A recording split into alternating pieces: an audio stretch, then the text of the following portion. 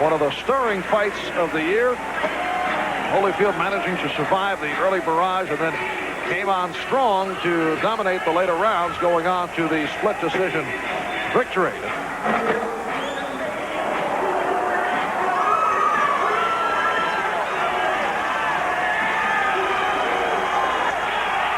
And now Rickey Parkey is making his way with his son Toby, who you met earlier, holding the IBF Cruiserweight Championship belt. Rickey Parkey on his way toward the ring out of Morristown, Tennessee, a record of 19-4, 12 by knockout. He won the IBF title last October, stopping Leroy Murphy in the 10th round. So Holyfield and Parkey are closing in on fight time. Rickey Parkey, who does have a big punch, the overhand right, and will snap off the jab occasionally. Holyfield, on the other hand, fast for a big man, tries to use that speed and quickness, and we will race to the ring. Here is Chuck Hall. United States Athletic Commission for the next bout of the evening. The judges are Frank Cairo, Michael Gliana, and Cindy Barton. The timekeeper is Mike Morabito. Now making the knockdowns, Charlie Roth. The attending physician ringside, Doctors Donald Romeo, Flip Pomansky, and James Gaines.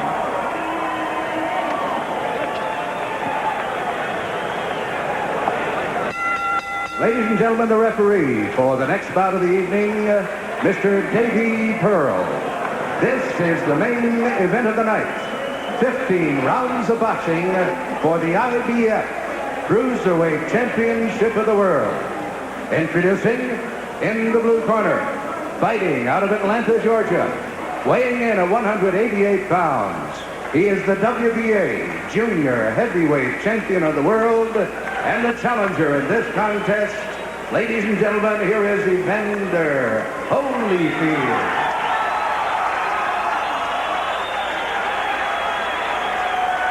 And in the red corner, fighting out of Morristown, Tennessee, weighing 187.5 pounds. Introducing the IBF Cruiserweight Champion of the World, Rickey Parkey. Scoring on the 10-point must, handled by the 3 judges. And the 3 knockdown rule not in effect. There is a mandatory 8 count. They tell the tape showing the reach advantage for Holyfield.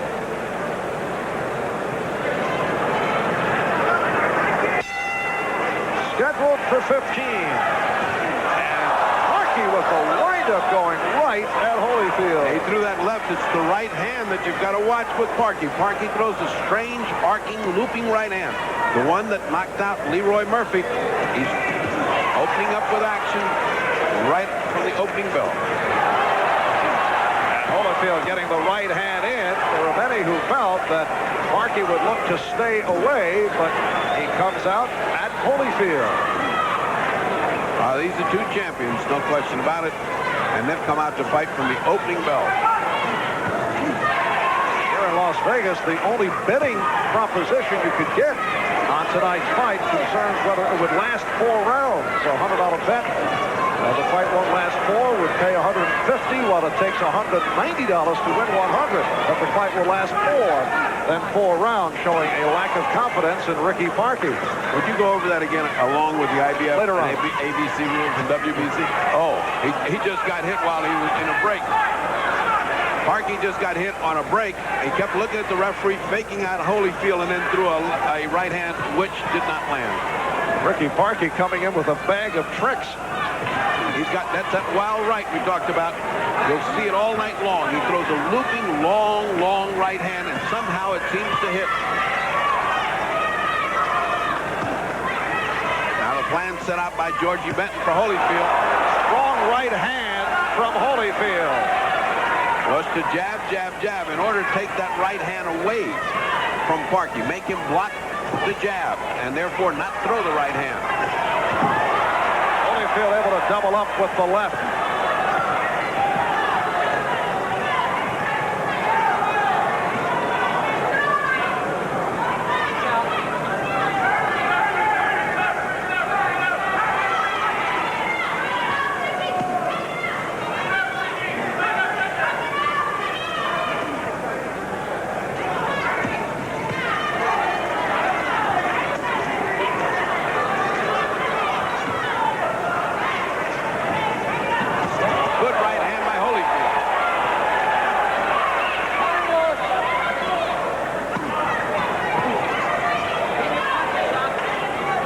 punches up, says the referee, Davy Pearl. And Holyfield right on target.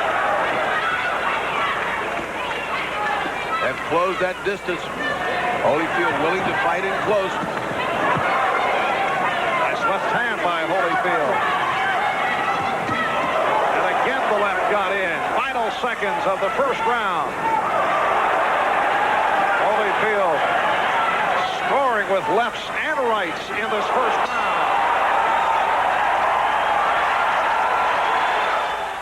In all my experience, the most Clever Robinson in the corner of Rickey Parkey had said that Parkey's awkward style would confuse Holyfield. Parkey came out unleashing with that looping right hand, but there was no confusion. Holyfield able to battle back and did hurt Parkey.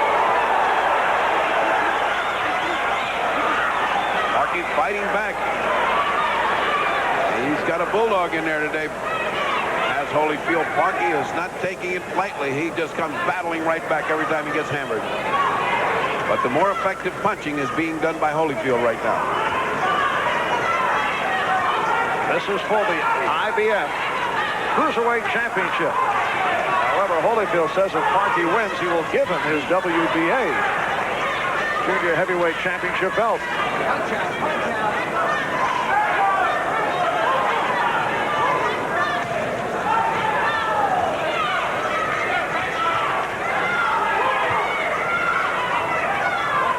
Meaningful punches being put in there by both men. They're standing close. There's no effort to get away. Look at Parkey work away. Combination by Holyfield.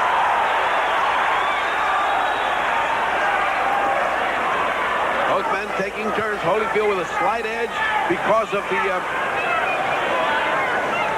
effectiveness of the punches. Past the halfway mark of this second round.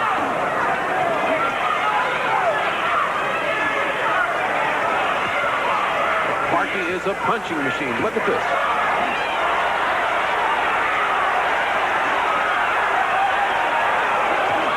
Holyfield right back and connected with the right hand, and he has Parkey hurt.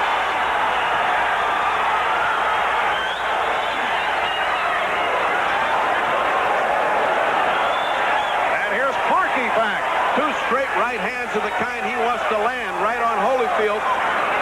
Holyfield getting careless after that exchange. Remember this right hand drop, Leroy Murphy. And very sharp punches being landed by Evander Holyfield. Particularly impressive off the combination.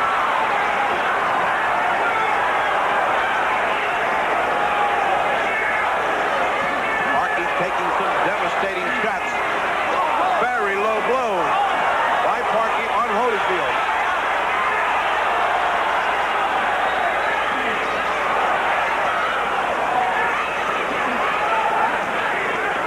And that is the end of round two.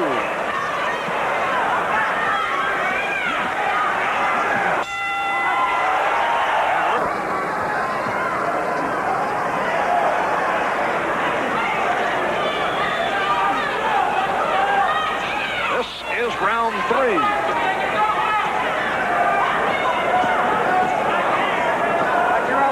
What does your scorecard show? Both those rounds were given by a squeaker to Holyfield. Oh, good right hand. There's that right hand we talked about. Just watch. It just comes from left field. There it is. And Parkey attempted to throw it right at the start. Remember, Rickey Parkey, the man who came up with that 8-second knockout of Broderick Mason back in December of '84, and he went right at Holyfield as the bell went to start the fight. Holyfield has no easy task today. Not only is Parkey putting in a lot of punches, but a lot of them are zinging in low, which is going to sap the strength of Holyfield if this continues at this pace. Pearl has not warned either fighter as yet.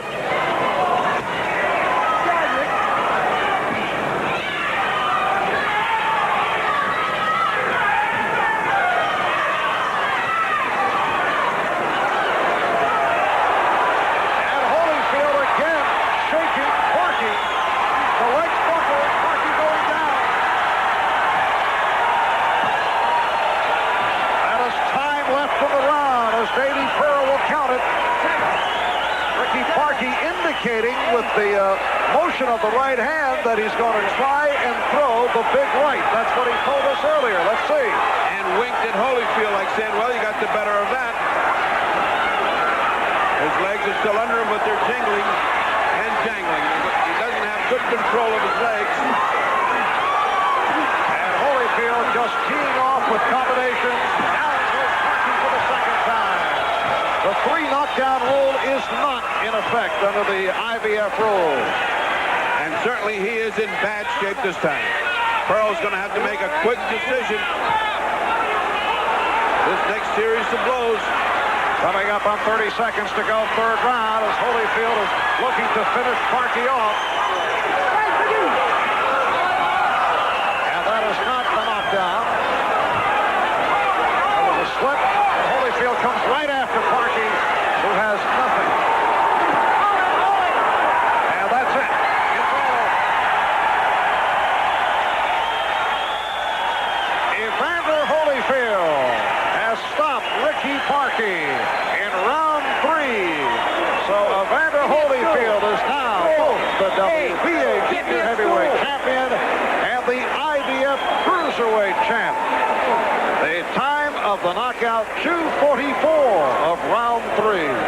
An impressive performance by Holyfield, who had his hands full for all 3 rounds. Parkey not at all an easy opponent, but he just, the devastation of his punches, they were landing accurately, crisply, and his game plan just paid off for him. Rickey Parkey in a valiant performance, but he could not really stand up to a performer that was as hot as Holyfield was tonight.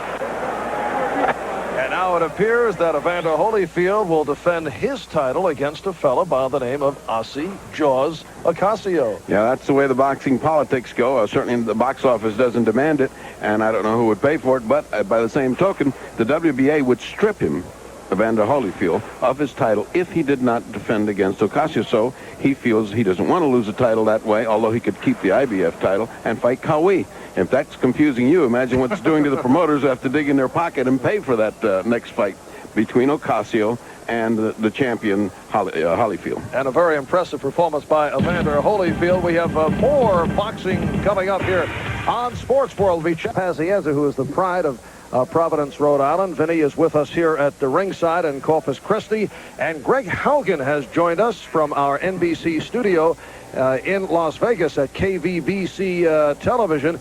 And Vinny and Greg have been very fond of each other, particularly the last couple of weeks as we are closing in on fight time. Vinny, let me start with you. Why are you and Greg going at each other? Great guns. Is there anything good that you can say about Greg Haugen? Well, this all started out as a boxing match, but Greg Haugen wants to be a wise guy, and he turned it into a verbal feud. He don't deserve to hold the championship belt. He don't deserve that honor. He's just a street kid. He's a punk as far as I'm concerned, and I'm going to bring him back to reality. He can go back to fighting club fights on ESPN because that's where he belongs. Well, Greg, off those nice words, what is your reaction? Well, I just think Vinny's seen one too many Rocky films. I hope he's half as tough as he talks. We're going to find out. We'd be finding out today, but he made an excuse, and you know, we're not getting it on today. But June 7th, you know, we'll be there, and I just hope you're half as tough as your mouth is, Vinny. Greg, believe me, I wish we could have got it on today because I'm ready, and I would have put you away today. But you should look at this as somewhat of a favor to you because you got 2 more weeks to hold on to that belt. I should point out the fight was originally scheduled for this afternoon, but Vinny Pazienza suffered a broken nose. I know, Greg, you'll be staying away from that nose as a target. Is that correct? Well, it was going to get broke either way. It'll get broke again. Hey, Greg, you know, I respect you as a fighter. Believe me, you better be ready for a war because I'm in great shape. And unless you plan on getting knocked out, you better be ready to go 15 rounds. And if you do go 15, you better bring your bottle of Tylenol when it's over. Well, this is something Daddy can't buy for you, Vinny, so it's going to be a different story. Yeah, well, today's my father's birthday. I want to say happy birthday. And, Dad, I'll be giving you a belt this year for your birthday present. And it won't be the initials AP on it. There'll be IBF. That's a promise. Well, I just hope your dad doesn't get too excited when he sees you laying face down on the mat. Greg, when you come to Rhode Island, I got a little something for you. See these? they're suspenders. And I'm going to give these to you so your pants don't fall because you're going to be leaving without the belt. You understand? Vinny bringing props. Greg, a final word from you. Well, like I said, we're going to see, Vinny. I hope you're half as tough as you talk. And come June 7th, it will be a war, but you're not going to take my belt. And I'll tell you that right now. You're going to have to go back to watching Rocky movies with Daddy. Okay? Okay, Greg, we'll see you on June 7th. You just be I'll ready. be there. All right, this special presentation of WrestleMania 4 has been brought to you by courtesy of Vinny Pazienza and the IBF lightweight champion Greg Haugen. Fellas, thank you very much for joining us. Thank you, Marv. All right, Vinny Pazienza, who will be going up against Greg Haugen in Providence 2 weeks from today, right here on NBC Sports. For the Fight Doctor, Freddie Pacheco.